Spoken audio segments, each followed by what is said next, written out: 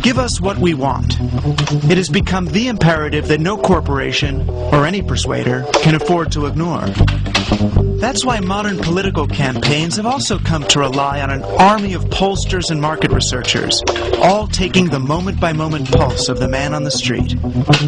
I got a rule, which is cab drivers and antique dealers know more about America than anybody else. And when the cab drivers feel a certain way, I know I need to listen.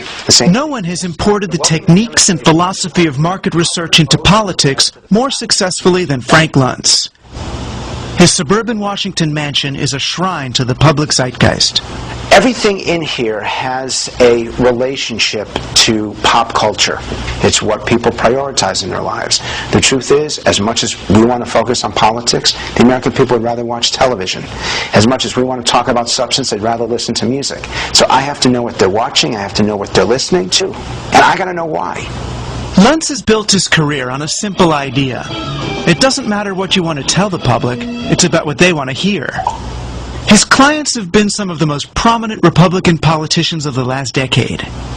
There was the mayoral campaign for Rudolph Giuliani in 1993, his work for Silvio Berlusconi in Italy, and especially his collaboration with Newt Gingrich on the famous Contract with America, the document that ushered in the Republican Revolution in Congress. Luntz gives his clients one consistent piece of advice: heed the public will. There's one technique that's more important than anything else, and that's the technique of listening. And that's basically what I do. I ask a lot of questions, and I know how to listen. If an electricity company stood up and said, we want to do it for your benefit, we want to do it for our benefit, we want to do it for everyone's benefit, and so we have a better approach to efficiency and to environmental cleanliness, is that kind of language positive or negative to you? Positive. By show of hands. Tonight, Luntz's client is not a candidate, but a Florida utility wanting to build public support for a change in how it's regulated on the environment. I know that the public is very down on corporate America in general, and they're down on power companies. So what is the language? What is the information? What are the facts? What are the figures that would get Americans to say, you know what, my electricity company, it's okay? 21st century technology. 1, 2, 3, 4. 21st century approach. Luntz's specialty is testing language, finding words that work. Integrity. 1, 2, 3, 4, 5, 6, 7, 8, 9, 10, 11. Reliability. Here's the other one. If an electric company can demonstrate accountability, responsibility, and reliability when it comes to the environment, will that make you feel better about them? Yes. It's an art that even his political opponents grudgingly admire. Everything. Frank Luntz doesn't do issues. He does language around issues. He figures out what words will best sell an issue. And he polls them, and he tests them, and he focus groups them, and he comes up issue by issue with how to talk about it and how not to talk about it. If the language works, language works. No, it's just amazing. Luntz has sold his corporate and political clients the idea that a few carefully chosen words can make all the difference. But he's not just looking for any words. Luntz's quarry are those words that grab our guts and move us to act on an emotional level. It's amazing that those two words, constantly, almost everything that we do, come up at the top.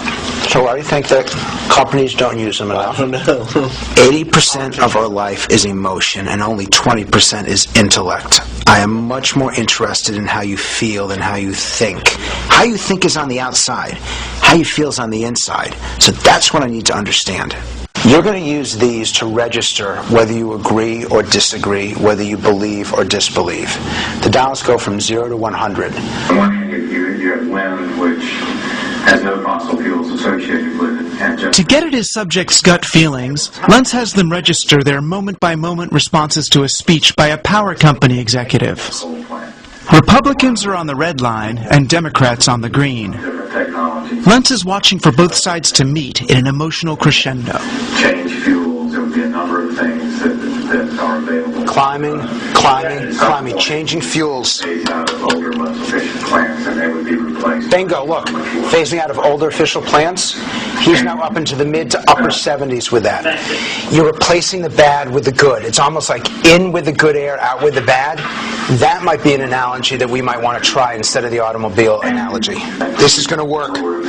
Watch. This will work. Technology such as hydroelectric power, wind energy, geothermal energy, nuclear energy. Check it. I told you. The words work. The words apply to the policy. This is how we're going to sell it. California utilizes output-based standards. Look at this. Hold it. Stop. Stop. By the end of his session, Luntz thinks he's found the language his client can use to create a groundswell of public support. And I'll be able to walk to this electricity company on Monday and be able to say to them, your policy makes sense, and here's the language to explain it. That was the eureka moment when I watched people nod their heads. I watched them look to each other, and they were willing at this point to fight for this position. But watching Luntz work, I couldn't help wondering, do the words he's found help the public see the issue more clearly, or do they disguise it? Is Luntz listening to us so his clients can give us what we want, or so he can figure out how to make us want what they have to sell? You're ducking the question. You're ducking the reality test. This is a guy who is merchandising ideas and merchandising a movement and merchandising a political party. And in many instances, the words that he says are the ones that resonate, are ones that obscure to some extent the issue. The right name makes the policy sell better.